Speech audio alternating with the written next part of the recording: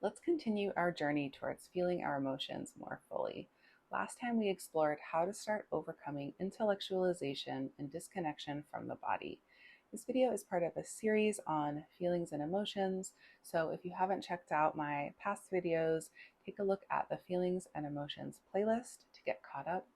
Today we're going to talk about overcoming suppression. Welcome, my name is Rachel. I'm a licensed therapist and certified coach. I make mental health skits and offer mental health information and tips. If that's content you might find helpful, make sure to like and subscribe.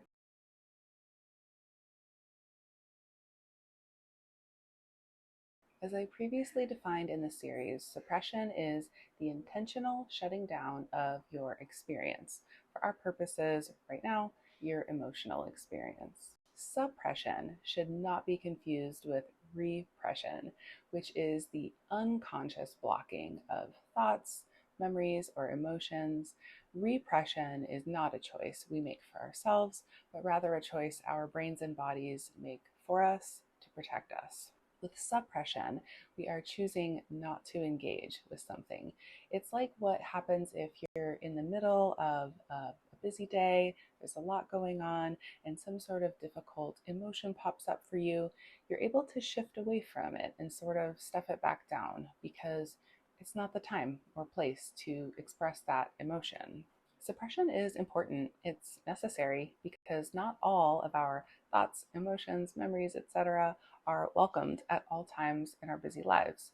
Suppression becomes a problem when we overuse it in a way that keeps our emotions stifled too much of the time.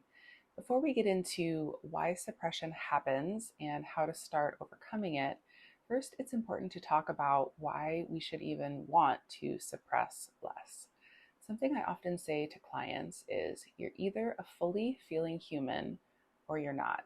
If humans were able to pick and choose our emotional experiences, we would have done that by now. Plenty of humans throughout history would have selected to keep happiness and joy, excitement, love, contentedness, and perhaps opted out of fear and sadness and loneliness and grief. But it doesn't work that way. Emotions are sort of an all or nothing deal because emotions originate from distinct areas in the brain and because how we regularly respond to things creates habituation. If we make a regular habit of suppressing our emotions, our brains and bodies learn that pattern. So, what tends to happen is that folks who overuse suppression create a larger scale emotional numbing that does impact the more enjoyable feelings too. So, that's one huge reason to work on better connecting with your emotions. You get to feel more of the good stuff. Also, emotions are complex, nuanced, and layered. Often, good stuff comes along with bad stuff, and bad stuff comes along with the good stuff. Love is happiness at being with someone and fear of losing them. Part of what makes joyful moments so powerful is that part of you knows they won't last forever, and that tinge of sadness can help us appreciate those moments even more. It's all mixed in there together. So, again, you're either a fully feeling human or you're not. Like I mentioned in the shorts, chronic use of suppression often comes from limiting beliefs. There are three primary beliefs that I tend to see blocking clients from allowing themselves to feel their emotions more deeply. One, the belief that they won't be able to handle intense emotions. Two, the belief that showing emotion is being weak. And three, the belief that stuffing down our emotions is sufficient to get rid of them. If any of these statements sound true to you, then you might be someone who holds these beliefs. And if these feel true to you, it may be hard to break that suppression habit. So, first, it can help to start challenging and reframing these ideas. I know intense emotions can feel scary, even unsafe, and it's easy to doubt your ability to handle it. But we are built to be able to handle our emotions. You, as a human, can become capable of experiencing your emotions more deeply. It may take some support, some practice, and some skill building, but it starts with challenging that idea that you're not going to be capable. breaks my heart that so many people learn the message that being emotional is being weak.